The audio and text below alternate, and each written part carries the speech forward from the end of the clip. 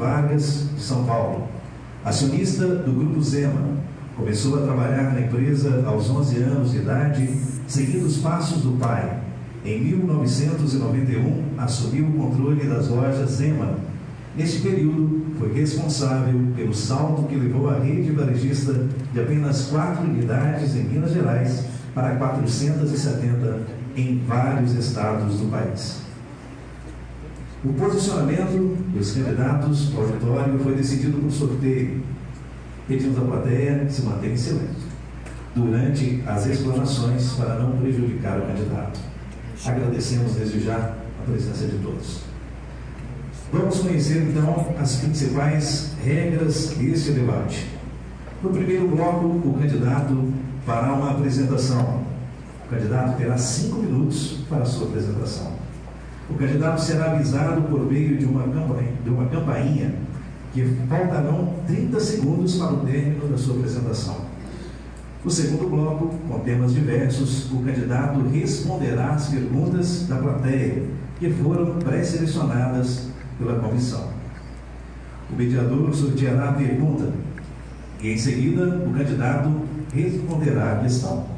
O candidato terá 5 minutos para responder a cada pergunta.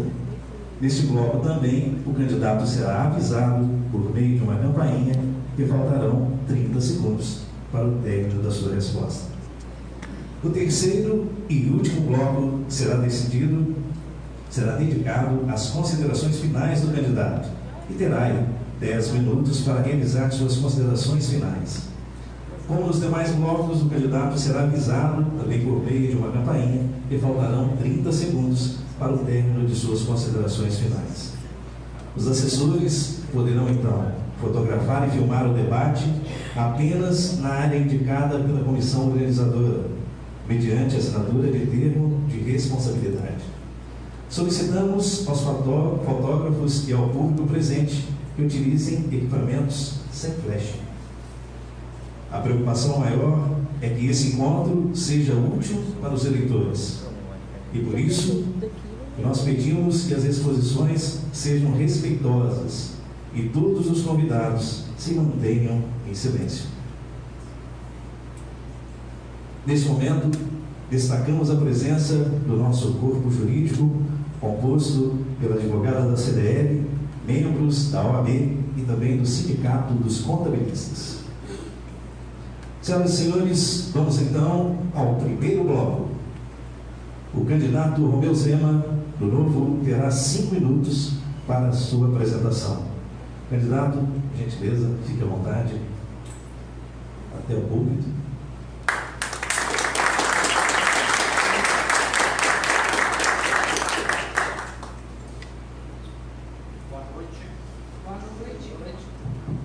Agora sim.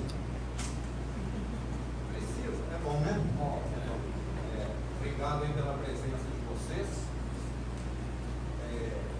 Sou de Araxá, aonde nasci, e sempre morei lá, exceto durante a fase que estudei em São Paulo, onde eu fiz administração de empresas.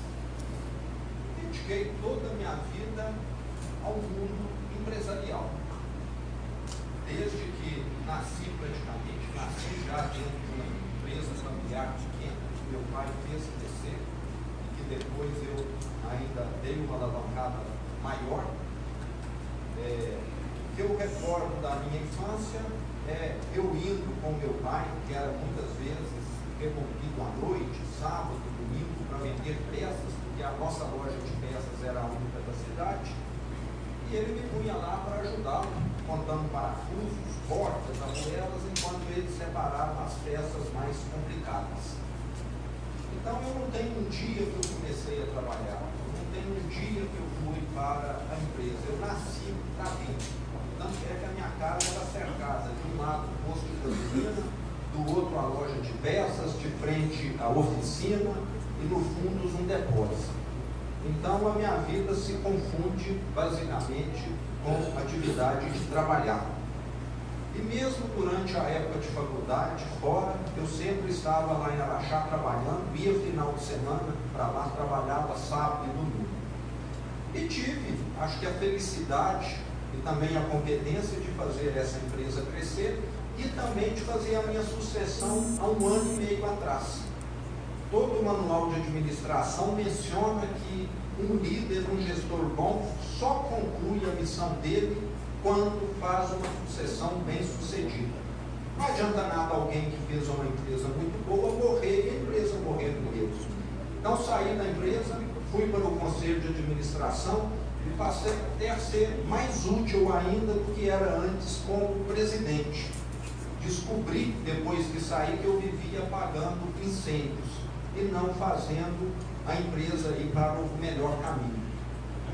E surgiu ano passado o convite do Partido Novo, que inicialmente eu falei não, mas esse convite me fez refletir bastante e eu vi que aqui no Brasil nós estamos aonde estamos porque pessoas de bem, pessoas que têm certa competência ética, muitas vezes não entram na política, o que faz com que aqueles que entram não tenham essas características. E percebi também que durante toda a minha vida, eu que preguei distância da política estava errado. Eu tenho filhos e a última coisa que eu desejo para eles é que um dia eles venham a viver numa Venezuela.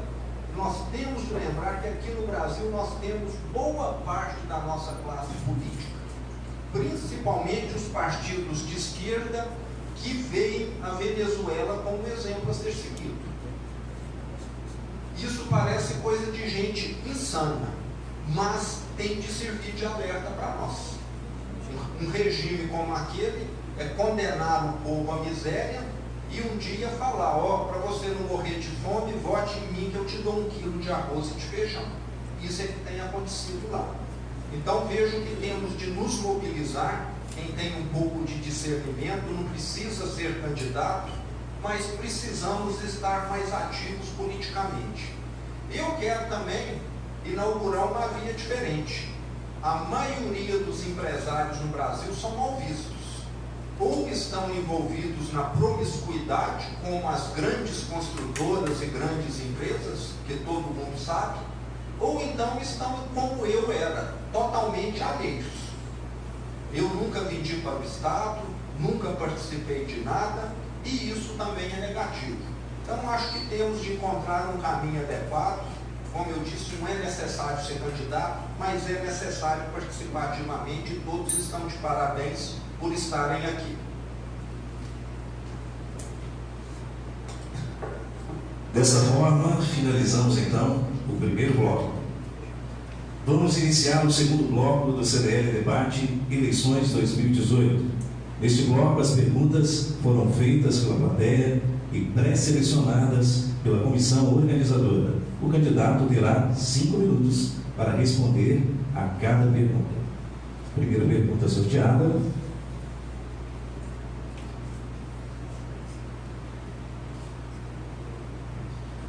Uma das principais demandas de Divinópolis e demais cidades do Centro-Oeste mineiro é a conclusão e a operação do Hospital Regional, cujas obras estão paralisadas há anos.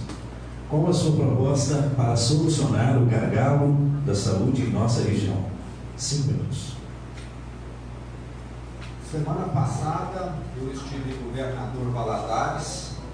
A situação lá é idêntica daqui. Um hospital onde já foram investidos dezenas de milhões de reais, uma estrutura gigantesca, fechado, aonde se gasta somente com vigilância 24 horas por dia para aquilo não ser depredado. E essa situação se repete em 9 cidades do estado. 7 Lagoas, eu tive também a oportunidade de ver, uma unidade menor em Conselheiro Lafayette, e Juiz de Fora a mesma coisa, e outras cidades mais. Então é um projeto que foi suspenso pela atual gestão, muito provavelmente devido à falência do Estado de Minas Gerais, lembrando que o Estado de Minas está falido, e a solução para essa questão não é fácil, porque o Estado não tem dinheiro. Nós vamos precisar manter o funcionalismo sendo pago, coisa que já não está acontecendo. Vamos precisar manter os postos de saúde que já estão operando, sendo abastecidos de medicamentos. Então, falar que tem recurso para concluir seria uma irresponsabilidade, mas temos solução para isso. Qual seria a solução? Fazer uso de agentes externos, principalmente do terceiro setor, interessados em concluir essas obras, que já estão bem adiantadas, em equipar esses hospitais e, posteriormente, operar atendendo tanto convênios privados quanto o SUS. O que acontece hoje em muitos hospitais filantrópicos. Então, a alternativa existe, mas há dificuldades, principalmente por parte da classe política. Por quê? Porque político não quer ver as coisas funcionar. Vamos deixar bem claro, o político quer o quê? Inaugurar e falar que ele fez. Aí tem uma diferença muito grande. E eu quero que aquilo funcione independente do mérito ser meu ou não. Porque o que eu gosto é de fazer o certo e não de ficar bonito no fim. Candidato, você ainda tem 2 minutos e 37 segundos. Se quiser complementar, fique à vontade. Abre mão do tempo. Vamos então para a segunda pergunta.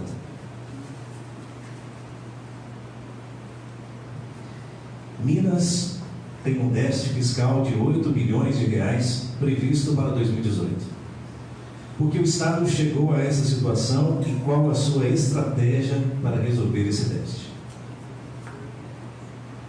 Eu duvido que seja 8 bilhões de reais, porque sempre que se fala em dívida, costuma ser maior ou pior a situação. Provavelmente é 10.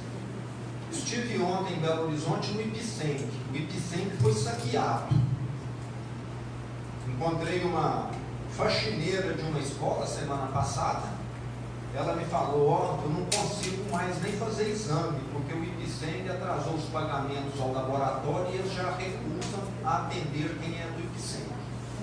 Então tem virado uma calamidade pública a situação de Minas Gerais. A minha empresa ganhou uma ação que nós tínhamos depositado em juízo o valor contra uma terceira parte, que não é o Estado. Na hora que o nosso jurídico foi lá sacar o depósito, adivinha se tinha depósito. O Estado já tinha saqueado o nosso dinheiro também. O Estado queria vender a Codemic, que é uma vaca leiteira, e nem deveria existir. Deveria ser apenas um departamento na Secretaria da Fazenda para receber royalties. Mas como a classe política gosta de criar estrutura, criaram uma empresa com presidência, com diretores, com conselho, com prédio, um punhado de coisas sem necessidade, para receber royalties do Nióbio lá da minha cidade. Não precisava criar uma empresa, era só vir receber. E lembrando que na hora que recebe esse royalty através de uma empresa, paga-se PIS, paga-se COFINS, paga-se imposto de renda e contribuição social, porque é uma empresa, ela, apesar de ser estatal, paga tudo.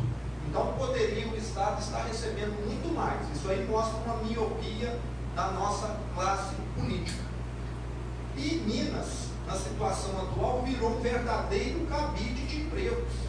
Estive lá ontem no Ipiceng, eles me falaram, nós tínhamos aqui 16 conselheiros, agora são 540. Todos do partido do governador por coincidência. E muitos que vieram de outros estados que perderam a eleição. Isso tem acontecido em todo lugar do estado de Minas Gerais. O que o atual governo tem feito, em vez de estancar o problema ou revertê-lo, só tem agravado. Há pouco tempo atrás, os jornais noticiaram aí privilégios que ele queria passar para o funcionalismo, que já não está recebendo em dia, mas para alguns aí ele queria, nesse ano eleitoral, estar beneficiando. O que nós vamos ter de fazer? Acabar com esse cabide de emprego, que alguém já me falou que não é cabide, mas é guarda-roupa de emprego. Cargos comissionados vão ter de ser cortados e vamos ter de cortar tudo quanto é despesa. E eu quero ser um exemplo. Eu já falei que eu não vou morar em palácio, quero ser o primeiro governador de Minas para morar na residência própria. Porque governador não pertence à monarquia. Aqui no Brasil, os políticos criaram uma ideia que eles têm de viver como a nobreza, como se pertencessem à corte. Esqueceram que eles estão lá para nos representar. Então nós queremos mudar esse conceito que existe no Brasil.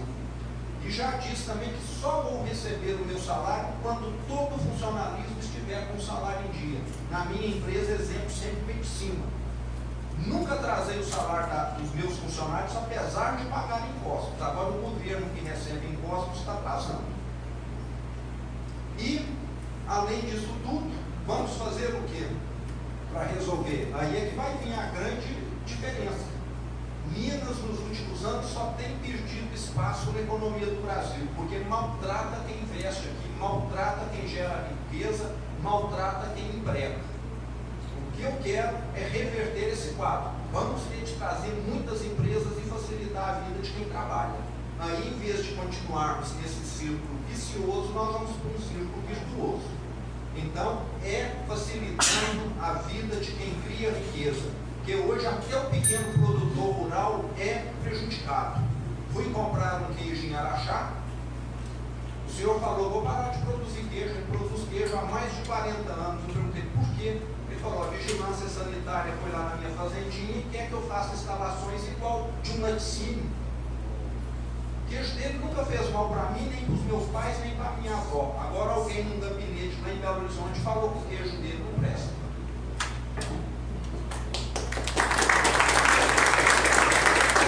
Passando agora para o sorteio da terceira pergunta.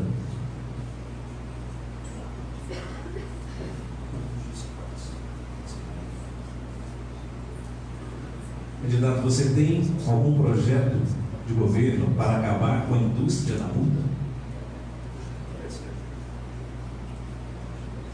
Não sei a que multa especificamente a pergunta se refere, se é de trânsito, se é autuação fiscal ou ambiental, mas eu vejo que o Estado deveria depender de impostos, de taxas que ele cobra. E parece que o caso de Minas Gerais implantou-se, devido a esse desespero em arrecadar dinheiro, eu diria que é uma apelação a essa indústria de multa. Acho que em todos os tipos aí que eu mencionei. Mas é necessário, como se diz, dosar isso. Não sou favorável a alguém ficar andando aí a 160 km por hora de forma perigosa e não ser multado. Também sou contrário a alguém destruir o meio ambiente e não ter nenhuma sanção por parte do Estado. Mas parece que tem sido cometidos excessos. Posso falar até por experiência própria. Só para vocês terem uma ideia, né, de como funcionam as leis no Brasil. Não sei se aqui tem alguém que é comerciante, mas no nosso caso que vendemos eletrodoméstico, vamos fiscais do Inmetro nas nossas lojas com frequência, ver se todo produto tem um selinho do Inmetro que especifica o consumo de energia. Ele já sai da indústria com esse selinho. Mas de vez em quando a indústria esquece de colocar, de vez em quando uma criança acha aquele bonitinho e arranca, porque ele é colorido. E um dia, numa loja, um liquidificador de R$100 estava saindo dito selinho. Consequência, uma multa de R$14 mil. Por que eles não confiscaram o liquidificador?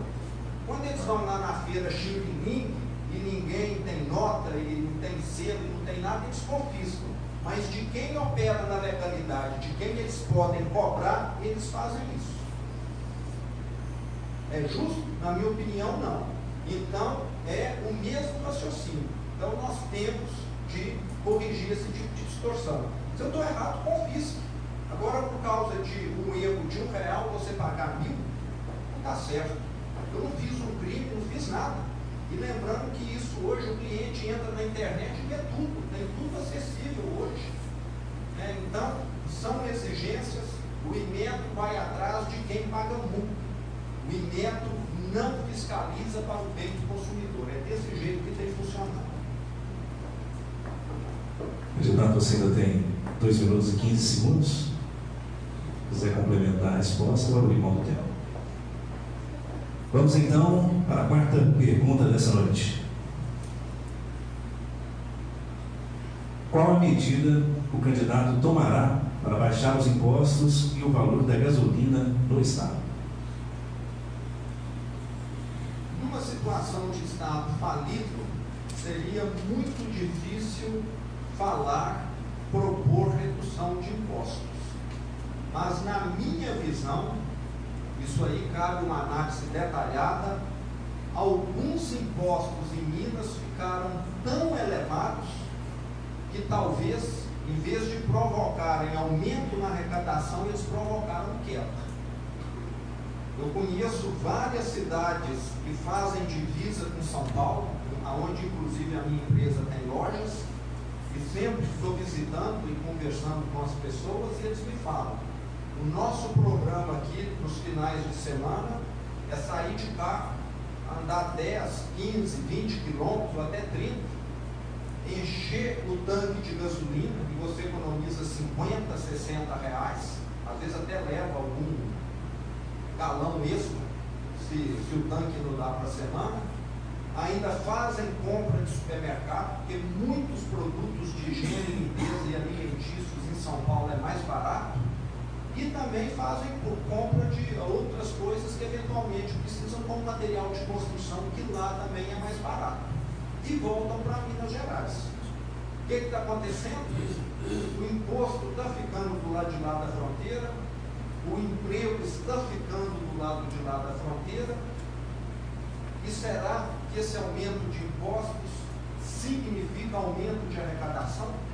Então, cabe uma análise detalhada. Eu desconfio que não.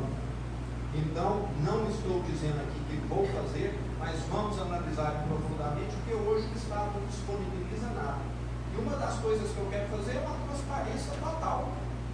Porque quando você tem alguém questionando aquilo que você faz, como eu sempre fiz na minha vida profissional, você tem condição de corrigir. Eu já propus muitas coisas na minha vida profissional que alguém falou: isso aqui não está dando certo por causa disso e disso, eu fui ver e procedi. Agora que nós temos um monarca que tudo que ele assina, ele acha que é ordem divina, e aí acontece o que tem acontecido aí. Então, não estou prometendo, mas vai ser analisado. Isso aí também tem muitos outros setores em Minas que tiveram benefícios de forma talvez indevida. Alguns protegidos do rei foram desonerados. E para contrabalançar isso, alguns outros foram sobre-onerados. Então, é algo que tem que ser visto, analisado, mas vai depender. Tipo, gente da Secretaria da Fazenda, nem lá dentro eles sabem especificamente como é que estão os diferentes setores. Foi uma verdadeira coxa de retalho. Todo dia sai mudança na legislação e ninguém consegue acompanhar isso mais. E eu lembro o seguinte: Minas, apesar de cobrar mais caro dos mineiros, é um estado falido, com todos esses problemas. São Paulo, Espírito Santo, que é um estado pequeno, cobram menos e estão com as contas em dia. Candidato, ainda 1 minuto e 40 segundos. Passamos então para a quinta pergunta dessa noite. Minas Gerais tem uma das maiores taxas de ICMS do Brasil, 18%. Isso acaba inviabilizando diversos empreendimentos do Estado ou tornando as empresas mineiras menos competitivas nacionalmente. O senhor tem algum projeto do plano de governo que trata o ICMS mineiro? Essa pergunta, de certa maneira, complementa a anterior. Eu não mencionei. Nós temos um grande agravante em Minas. Além das maiores alíquotas de ICMS que essa pergunta menciona, nós temos a legislação do ICMS mais complexa do Brasil. Eu falo isso por experiência própria. Tenho lojas em Minas, em Goiás, na Bahia, no Espírito Santo e em São Paulo. Se todas as legislações do Brasil fossem editadas num livro padronizado, a de Minas teria 1000 páginas, a de São Paulo 500. O que isso significa? Que em vez de ter 5 pessoas na minha empresa para poder ficar apurando ICMS e enviando informações para o Estado, eu preciso ter 10. E lá no Estado, em vez de ter 50 pessoas para conferir o que os contribuintes enviam para lá, eles precisam ter 120. Então é ruim para quem produz e é ruim para quem paga, no sentido de estar pagando, vamos dizer, uma estrutura desnecessária. Um dos primeiros pontos que eu quero fazer no Estado é simplificar essa legislação super complexa que Minas tem. E ela remete àquela questão da multa. Quem tem de enviar todo mês 30 planilhas tem muito mais chances de errar do que quem tem de enviar 6, que é o que acontece em outros estados. Faça 30 coisas, a chance de errar é muito maior do que você fazer só 6 vezes. Então, isso penaliza quem está aqui em Minas. Minas se tornou um estado, vamos dizer, inóspito para quem quer criar empregos. Você só vai encontrar complicações. E complica mais esse quadro e agrava ele mais um pouco ainda a questão ambiental. É um pesadelo. Sou favorável à preservação do meio ambiente. Mas vamos contar aqui alguns casos que aconteceu. Um agricultor do Triângulo Mineiro foi fazer um pivô central, exigindo que ele mantivesse lá algumas árvores de piqui, que não está em extinção. Em vez de ele fazer um pivô central de 2 metros de altura, ele teve que fazer de 4. Custou 50% mais. Em vez de custar 1 milhão, 1.600.000 custou o pivô dele. Depois de um ano, o que aconteceu? Os pés de piqui morreram. Porque pé de piqui não gosta de umidade. Será que esse pessoal do meio ambiente está sabendo o que faz? Estive em Salinas a semana passada. O pessoal que planta eucalipto. Fui lá conversar com eles. Chegou a hora de cortar eucalipto, precisa de licença, que não precisava. Alguém aqui que planta soja precisa de licença para colher soja, precisa de licença para colher milho. No caso de eucalipto, precisa. Uma coisa que não concordo com isso. Aí, Salinas não tem posto lá do agente ambiental, tem de recorrer a Janaúba. Em Janaúba, o agente ambiental não podia ir porque não tinha gasolina para colocar no carro. Resultado, 6 meses para obter lá a autorização de corte. Em 6 meses, quem queria comprar o eucalipto dele já tinha comprado de outro e já não interessava mais pela madeira dele. Mais uma vez, quem trabalha está sendo penalizado. E assim tem sido. O que eu tenho visto, por onde eu ando, é só esse tipo de coisa. É um carrapato que ficou maior do que a vaca e que não deixa essa vaca nem dar leite e agora não está deixando nem sobreviver. Está ficando pele em cima de osso. É questão de tempo para morrer. Então, a situação de Minas é mais ou menos nessa linha. Restando apenas 50 segundos, candidato ao mesmo restante do tempo, vamos então para a 6ª pergunta dessa noite. O empresário mineiro sofre muito com a burocracia, tanto para a abertura quanto para o fechamento de empresas. Segundo a Associação dos Servidores, a JUSEM, existem mais de 7.000 processos parados no setor. Você possui alguma proposta para desburocratizar esse processo? Tem vários rankings que analisam a facilidade de se fazer negócio. E em 163 países, o Brasil ocupa a posição 157. Parece que não precisa dizer mais nada. Vários países vizinhos a nós aqui, países até mais pobres do que o Brasil, você precisa lá de 300 horas por ano, 400 horas por ano para poder cumprir as suas obrigações tributárias, para poder apurar o imposto. No Brasil você precisa de 2.000 horas. Então, enquanto alguém lá faz isso dedicando tipo 1, 2 dias por mês, você aqui no Brasil precisa ter um funcionário para poder fazer isso e ainda sujeito a errar devido à complexidade. Isso vale na hora de abrir a empresa, isso vale na hora de operar a empresa e também na hora de fechar. Nós queremos rever por completo esses processos. É coisa demais que é exigido, é complicação demais. Alguém aqui que já abriu algum empreendimento sabe da complicação que é. Você precisa de prefeitura, você precisa de de junta comercial, você precisa de secretaria do Estado, você precisa de Receita Federal, você precisa de corpo de bombeiro, dependendo, você precisa de vigilância sanitária, eu não sei mais o que. Então, é uma via sacra, é um tormento. Vamos pegar um caso que eu vivi, aqui na BR-262, indo para o Triângulo Mineiro. Depois que você está cavando a serra ali, perto do trevo de Campos Altos, tem um posto ali da minha empresa. Nós demolimos um posto antigo e colocamos um novo no lugar. Então não era nada, vamos dizer, inédito. Ali já existia um estabelecimento comercial. Depois de concluído, construído totalmente dentro das normas ambientais, nós ficamos aguardando 2 anos e 2 meses para o posto ter a liberação para funcionar. Alguém carimbar e assinar uma folha de papel.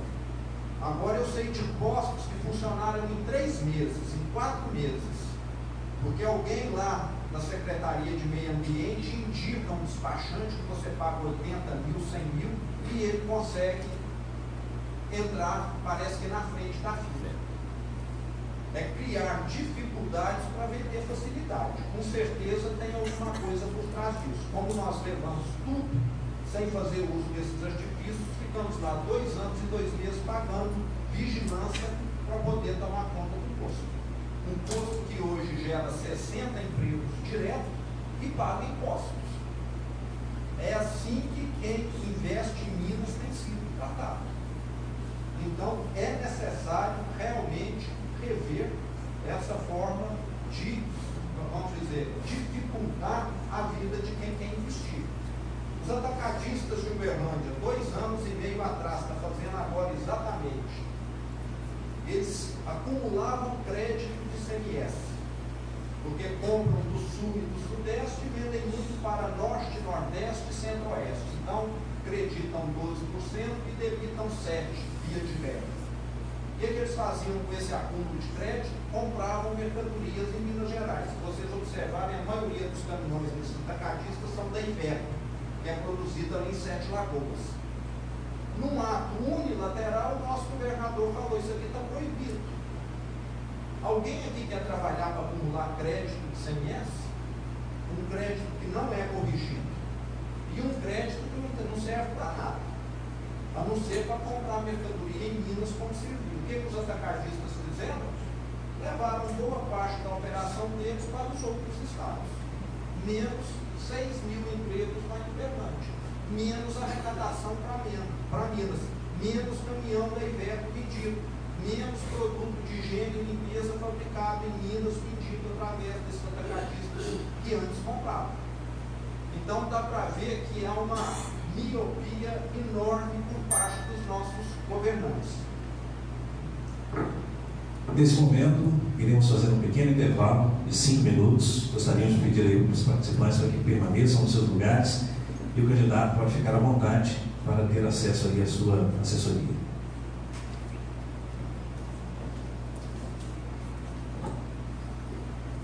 Os participantes podem ficar à vontade, né, para beber uma água, ir ao banheiro aqui dentro do auditório.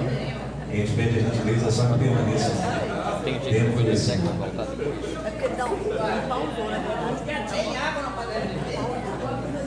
A propósito, vocês estão de parabéns aí pelo comportamento, pelo silêncio. Desejar agradecer.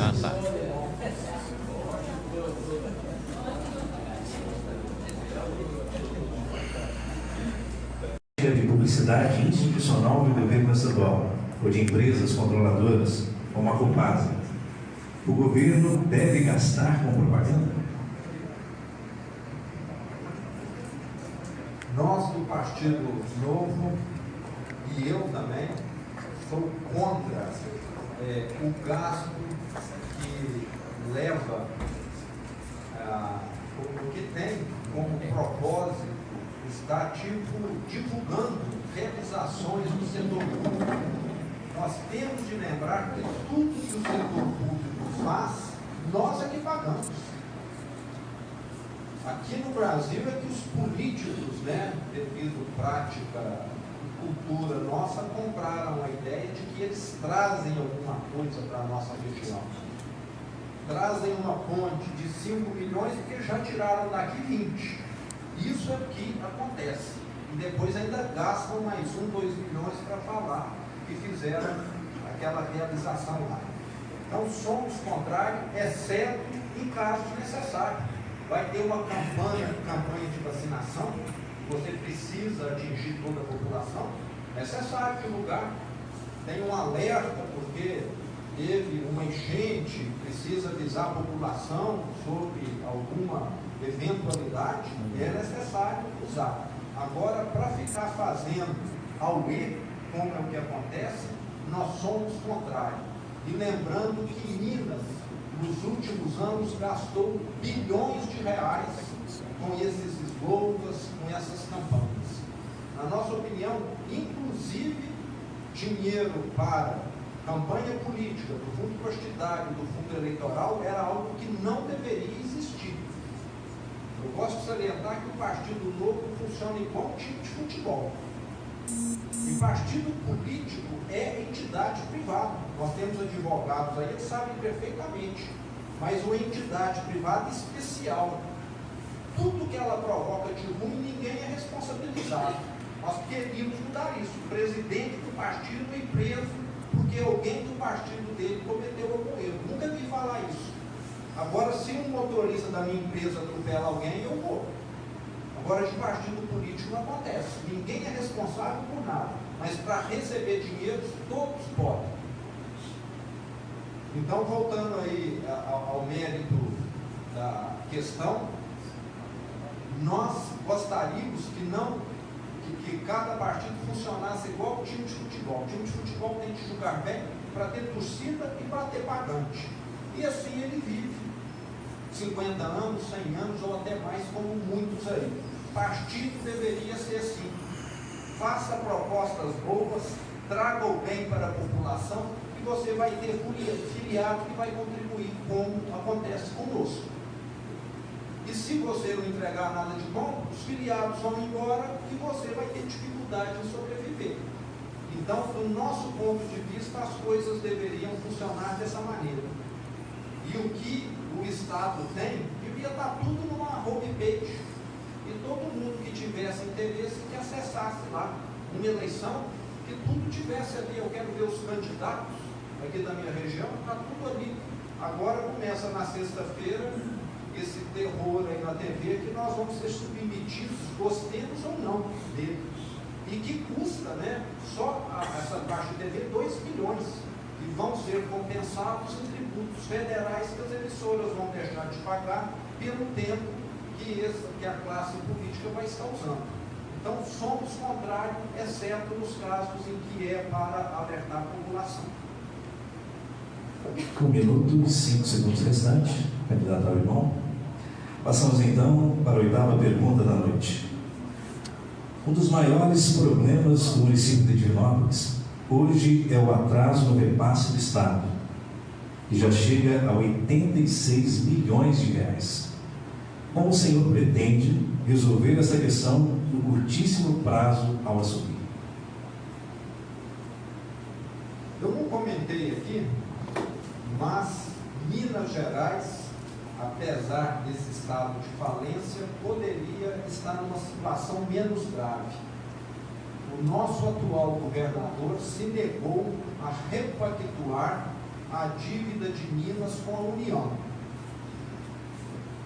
Isso poderia ter significado um pagamento muito inferior ao que Minas vem pagando nos últimos anos à União por uma série de contratos antigos ainda. Por que ele se negou a fazer isso? Porque a União exige como contrapartida austeridade. E a última coisa que esse governador nosso quer é austeridade. Ele ia ter de reduzir o cabide de emprego de pessoas do partido dele, do Brasil inteiro, que estão aqui vivendo as nossas custas. Ele não quis fazer isso. Minas poderia estar numa situação bem menos calamitosa. E isso nós vamos fazer rapidamente. Vamos para Brasília, vamos repactuar isso aqui. Em vez de estar pagando aqui 1 bilhão por mês, vamos repactuar, vamos pagar só 200, não sei quantos meses de carência ou ano, e depois, lá na frente, quando a situação melhorar, volta-se a pagar um valor maior. que é o que se faz quando uma empresa está em dificuldades. Você tem de ir renegociar as dívidas. E aqui ele não fez. Estão aí todas as prefeituras sofrendo, e Divinópolis está sofrendo menos, Araxá está sofrendo menos. O problema é aquela cidadezinha pequena que só sobrevive por conta desse repasse, porque aqui tem algum comércio, tem alguma indústria, ainda tem uma atividade relevante que gera receita para a prefeitura. Mas tem cidade que depende só disso, as pequenininhas. Essas são as mais sofredoras com essa situação. Mas queremos fazendo isso e, vamos dizer, colocando gradativamente em dia. Não vou mentir que vai colocar em 6 meses, não. Mas se nós chegarmos com 1, 2, 3 anos e isso em dia, já vai ser uma grande vitória. Porque se Divinópolis é 80 milhões, vocês calculem aí em Minas, é coisa aí de quase 5 bilhões de reais os repasses para as prefeituras que estão atrasados. Estando 2 minutos e 25 segundos, candidato mais uma vez abrindo mão do tempo restante. Vamos então para a 9ª pergunta dessa noite. Candidato, Minas Gerais reduziu o número de leitos por habitantes nos últimos 4 anos, saindo de 42,36 para 41,25 leitos por 1.000 habitantes. Em um cenário em que o desemprego bate recordes, reduzindo o número de pessoas com acesso a planos de saúde privado e o governo enfrenta grande crise fiscal, como o senhor pretende melhorar a saúde dos mineiros? Vocês estão vendo que todos os problemas têm uma causa comum: falta de dinheiro. A situação aqui é mais ou menos a seguinte: eu sou pai de família, trabalho, e tudo que eu ganho ainda não é suficiente para me colocar mantimentos suficientes para sustentar minha família. E aí meu carro quebra, dá uma chuva, arranca um pedaço de telha do meu telhado, meu filho fica doente, precisa de remédio, e mais outras coisas imprevistas que surgem aí na nossa vida. Tudo que é pequeno vira uma calamidade enorme devido à falta de recursos. Vai passar a cair água dentro de casa, o carro que era tão útil não tem condição de andar mais. Então, o caso de Minas tem como origem de todos os males essa gastança que aconteceu aí nos últimos mandatos de governador. O atual é mais culpado, mas os anteriores também ajudaram bastante, porque na época do boom das commodities, eles fizeram uma série de extravagâncias que não deveriam ter feito. Alguém aqui planta café, o café está lá em cima, você sabe que aquele preço não vai ficar eternamente, aí você gasta tudo achando que aquele resultado vai continuar acontecendo, e o pior, eles não gastaram tudo não, eles ainda comprometeram o futuro achando que o café fosse ficar naquela maravilha, e não fica. Tudo tem um ciclo. Então parece que os políticos sempre vão pelo pico da receita e julgam que aquilo vai se manter. Mas o problema da saúde, nós vamos ter de fazer uso de entidades filantrópicas. E nós temos excelentes entidades filantrópicas, não só em Minas, como em outros estados, que poderiam vir para cá, concluir esses hospitais regionais, aumentar os números de leitos, atender planos particulares e também o SUS, como eu disse. Então, é possível. Mas, eu lembro, não tem sido a visão da classe política nossa fazer uso dessas coisas, porque dentro do próprio Estado há uma resistência enorme. Vamos pegar o sistema prisional. Eu conversei com gente do sistema prisional, eles são totalmente contrários aos presídios privados, que são melhores do que os do Estado. São mais confortáveis, mais seguros e custam um pouco menos. E são contrários também, eu já escutei, às APACs, que custam 1/3 e que recuperam os presos muito mais. Parece que a visão de quem é diretor do sistema prisional, ele quer que tudo fique embaixo da asa dele. para ele ficar mais poderoso. Em vez de ele ter 20 mil pessoas, ele ter 30 mil. Em vez de ele ter uma força política X, ele tem uma força política 3X. O raciocínio de quem está lá dentro é assim. Não é pela eficiência, não. Eu não estou falando aqui nem de eficiência empresarial. Não sei se vocês estão percebendo. Eu estou falando aqui de uma coisa que funcione melhor. Mas parece que quem está lá dentro quer que tudo que é dentro só cresça. E deu o que deu. Então nós temos de inverter um pouco esse raciocínio. 1 minuto e 11 segundos restantes. Candidato abrindo mão do tempo. Passamos agora para a 10ª e última pergunta dessa noite. Candidato, Minas Gerais está entre os estados brasileiros com melhores resultados no IDEB, Índice de Desenvolvimento da Educação Básica. Porém, está abaixo da meta principal no ensino médio e nos anos finais do ensino fundamental. 2 etapas, onde a participação do governo do Estado é fundamental. Por que Minas não tem sido capaz de alcançar a meta estabelecida? E como fazer com que um Estado em calamidade fiscal consiga melhorar a qualidade da sua educação? A educação de Minas é bem semelhante à do restante do Brasil, que está longe de ser satisfatória. A classificação aí no Brasil entre 70 países é coisa de mais ou menos 63, está lá atrás, numa fila. Países que a gente pouco ouve falar estão muito melhores classificados do que o Brasil, aquele teste internacional, e o IDEB é usado aqui internamente. O que nós queremos fazer para melhorar a educação é muito simples. Hoje, o que acontece no sistema educacional aqui em Minas Gerais? Uma escola onde os alunos têm um IDEB alto, 6, tanto a diretora quanto as professoras recebem a mesma coisa de outra escola onde o IDEB é baixo, tipo 2.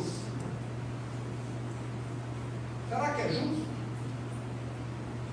Se tivesse um time de futebol, Estado de Minas Gerais Futebol Clube, e eu e o Neymar estivéssemos jogando, nós dois iríamos receber o mesmo salário. Vocês acham que seria justo? Eu acho que não. Então o Estado tem de reconhecer esforços de determinados grupos ou indivíduos. Isso não acontece. E isso acaba sendo um desestímulo para os bons. E começam a pensar assim, gente, eu preparo minhas aulas com maior empenho. Eu ensino aqui com toda a minha energia. Eu faço o que posso e o que não posso. Os meus alunos vão bem. Mas ganha igual aquela ali que fica inventando atestado médico, que mal comparece aqui, que não está nem aí, que não sabe nem ler e escrever direito. Então nós estamos tratando igualmente os diferentes, não podemos. Quem tem desempenho melhor tem de ser reconhecido. E quem tem um desempenho insatisfatório precisa ser reciclado. Às vezes é concursado, talvez não vá servir para dar aula no ensino médio, vai dar aula no ensino fundamental. Se não atender o ensino fundamental, vamos fazer um acordo com a prefeitura e ele ir lá para o ensino infantil, né, o pré-ensino, porque vamos encontrar pessoas assim talvez, mas é necessário fazer essa diferenciação. Isso aí vai ser a grande chave para melhorar, porque hoje há uma pasteurização do tratamento dos bons e dos ruins. Pense vocês aqui, eu sei que muita gente aqui é do setor privado, um vendedor que vende 50 mil por mês e o outro que vende 150 receberem a mesma coisa. Um anda aí o dia inteiro com sol quente, vai atrás dos clientes, o outro pega 4 horas de almoço e fica lá em casa assistindo filme, não sei o quê, e no final do mês ganham a mesma coisa. Então, não podemos estar tolerando esse tipo de coisa. Fácil de fazer? Não. Difícil, longe de ser impossível. Mas dá para fazer. E tem aí o índice IDEB e outros indicadores que podem muito bem mostrar o que está acontecendo e também está utilizando as práticas dessas escolas boas como referências para aquelas que não são tão boas. E a Secretaria de Educação, pelo que eu tenho percebido, gente, não é por falta de regras, de regulamentação, de exigências que ela faz, que o ensino é bom. Porque o que tem de gente na parte burocrática da Secretaria de Educação não é brincadeira. Se dependesse de regras, exigências, regulamento, todo mundo estava com 10 unidades. Mas nós já vimos que não é isso que faz criança aprender, não. O que faz criança aprender é professora boa que precisa ser valorizada. Restam 45 segundos. Candidato a governador é interessante. E assim chegamos ao fim do bloco de perguntas. Passamos agora para o terceiro e último bloco, onde o candidato terá 10 minutos para as suas considerações finais do debate das eleições de 2018 realizado pela CDL. Eu queria concluir aqui, as perguntas abrangeram muita coisa, pouca coisa ficou de fora. Acho que nós não chegamos a tocar aqui em nada que diz respeito à segurança. Eu queria comentar que é um dos grandes problemas que nós enfrentamos. Hoje, ela é mais grave ainda na zona rural. Eu tive já com várias associações de ruralistas, de agricultores, de pecuaristas, e hoje eles realmente estão lá no meio do campo, isolados e sujeitos à bandidagem muito mais do que aqueles que moram na cidade. Na nossa opinião, essas pessoas que estão na zona rural, para aquela localidade, deveriam poder ter uma facilidade para poder estarem lá e poder se defender, que hoje não podem.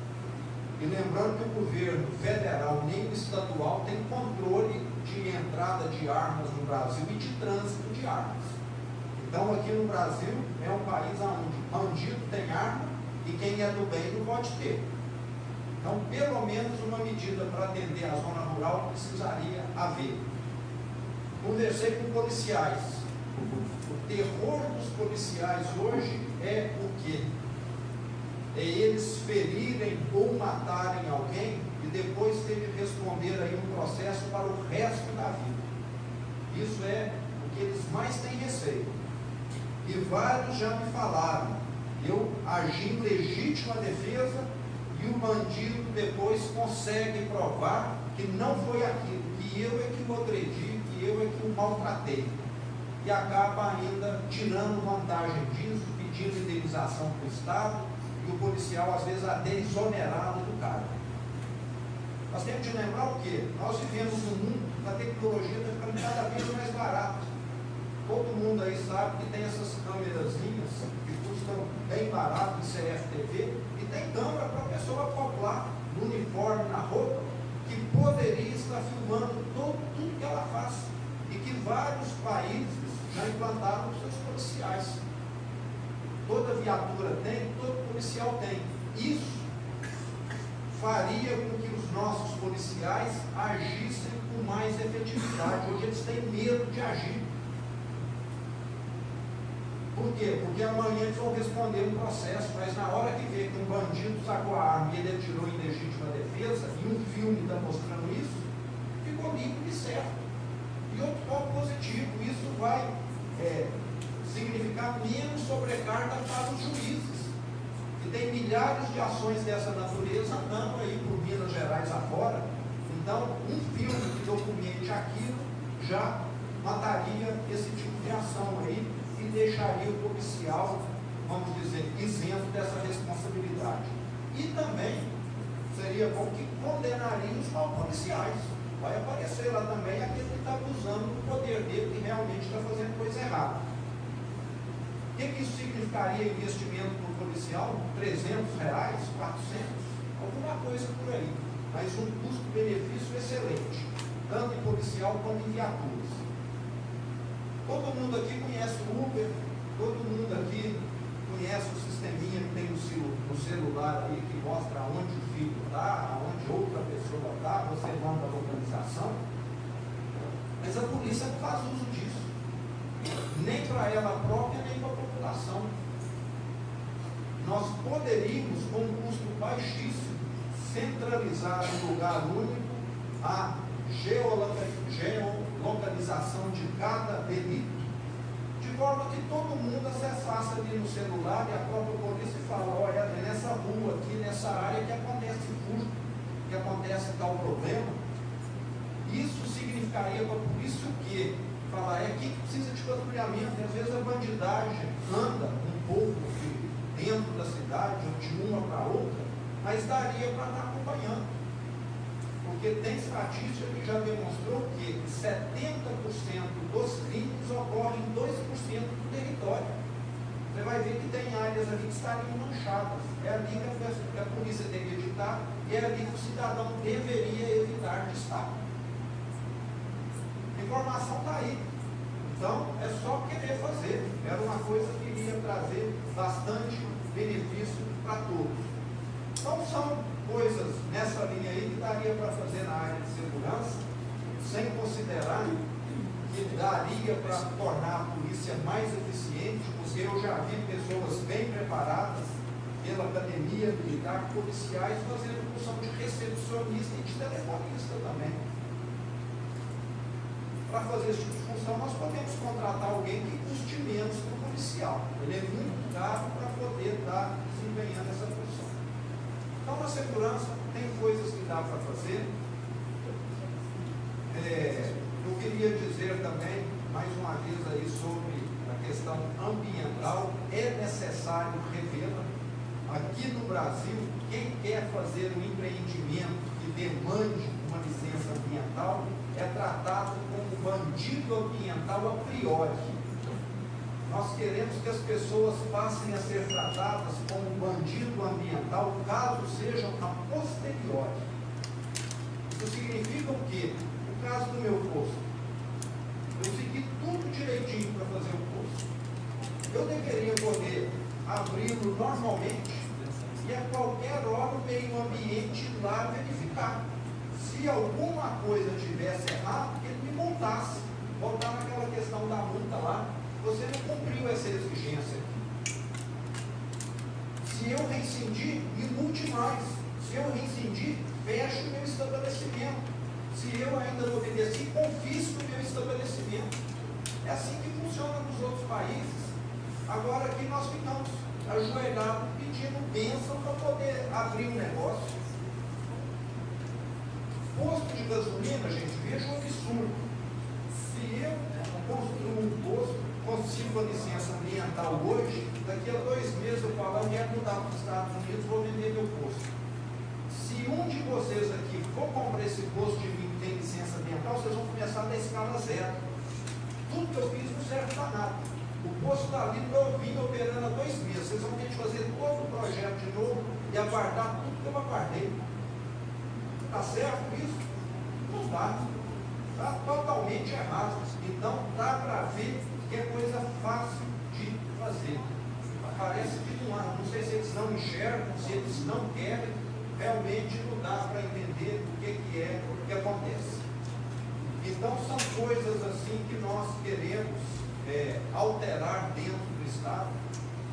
Tem um ditado, acho que muitos aqui conhecem, quando o mato está alto demais, qualquer foice cega faz um belo trabalho. E o mato está alto demais, não precisa ser eu não, nem um gênio. Pode ser qualquer pessoa que tem o mínimo de bom senso que entrar lá vai conseguir fazer muita coisa boa. É aquela velha história, parece que quando nós chegamos perto de um chiqueiro, a gente sente o mau cheiro, mas fica ali 10 minutos e o mau cheiro sumiu. Parece que quem está lá dentro do Estado acostumou com aquilo, só enxerga que aquilo tem que ser daquele jeito. Então tem de ser alguém de fora para poder fazer a mudança. E a história prova isso. Todo mundo aqui sabe, 130 anos atrás tinha aí milhares de fabricantes de lamparina. Foi algum deles que inventou a lâmpada elétrica? Não foi. 110 anos atrás aí, tinha centenas de fabricantes de carruagem. Foi algum deles que inventou o automóvel? Também não foi. E 11 anos atrás, tinha aí um punhado de fabricantes de celular comum. Foi algum deles que inventou o smartphone? smartphone que todo mundo usa hoje também não foi. Foi um que só fabricava computador. Então parece que quem está envolvido dentro daquele ambiente é incapaz de gerar mudanças, porque ele, vamos dizer, já acostumou com o cheiro do chuveiro. Tem que ser alguém de fora. Então o recado que eu passo para vocês é esse: quem é do Partido Novo, eu e todos os candidatos passamos por um processo seletivo, todos nós temos selo de qualidade. Convido todos vocês aqui a votar no Novo de cabo a rabo, porque vocês vão estar votando em alguém que vai ser codiciado pelo partido. Se entrar lá e não reduzir despesas, não reduzir privilégios, está fora. Nós já assinamos esse compromisso ali. Eu queria aqui encerrar falando que me orgulho de ter sido o único candidato que estive aqui presente. E a minha vida toda foi andar nos Estados Unidos. Essas lojas que a minha empresa abriu, a maioria eu fui ver aluguel. Aquele seu João da loja assistiu. Candidato, seu tempo acabou. 1 minuto a mais. Eu ganhei muito crédito. Deixa eu falar só 10%. Concedido. Só 10% crédito. O seu João aqui da loja Estilo, negociei na época vários pontos com ele. Então, eu conheço Minas Gerais, são poucas pessoas que conhecem, estou acostumado a viajar. Hoje eu amanheci em Belo Horizonte, fui em Patinga e vim para cá. Eu tenho certeza que os outros candidatos não têm o pique que eu tenho, porque a minha vida foi feita assim. Eu estou acostumado a pegar cedo e ir até tarde da noite. Já nem sei quantos feriados, finais de semanas aí a gente emenda para fazer a coisa dar certo. Quem quer fazer acontecer tem de estar com esse empenho aí, com essa disponibilidade. E achei muito bom eles não terem vindo, porque ele mostrou que nós somos mais eficientes desde já. Vocês concordam? Não é?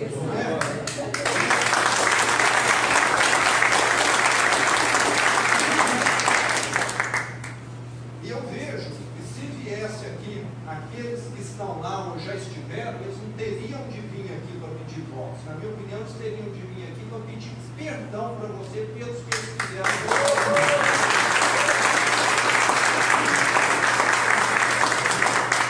Muito obrigado pelo 1 minuto concedido.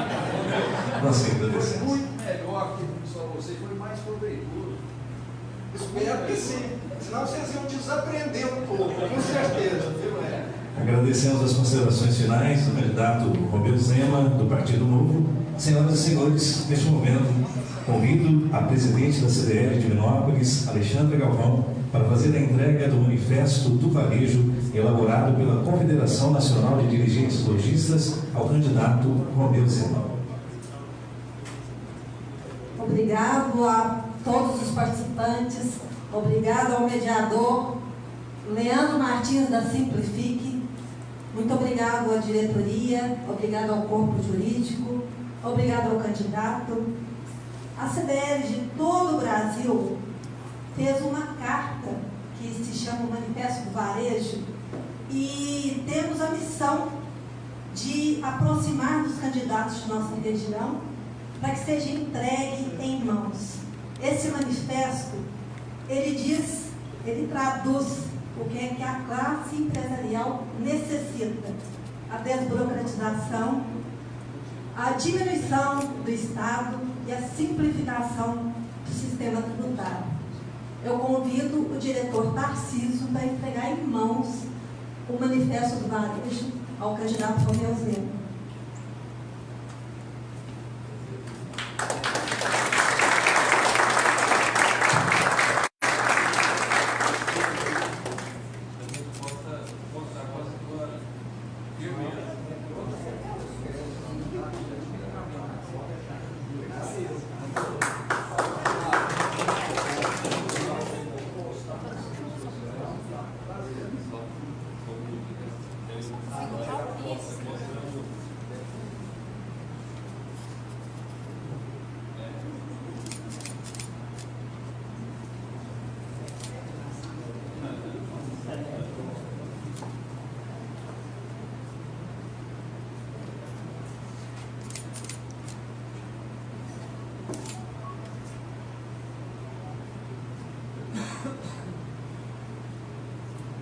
Senhoras e senhores, e assim encerramos o CDL Debate Eleições 2018. A CDL de Divinópolis agradece ao candidato Romeu Zema pela presença e a todos vocês que acompanharam tão educadamente. Na próxima quinta-feira acontece mais um CDL Debate, aí agora é para o cargo do Senado. Ficam todos convidados, façam a sua inscrição através do portal da CDL. Mais uma vez, o nosso muito obrigado a todos. Tenham ainda uma excelente noite.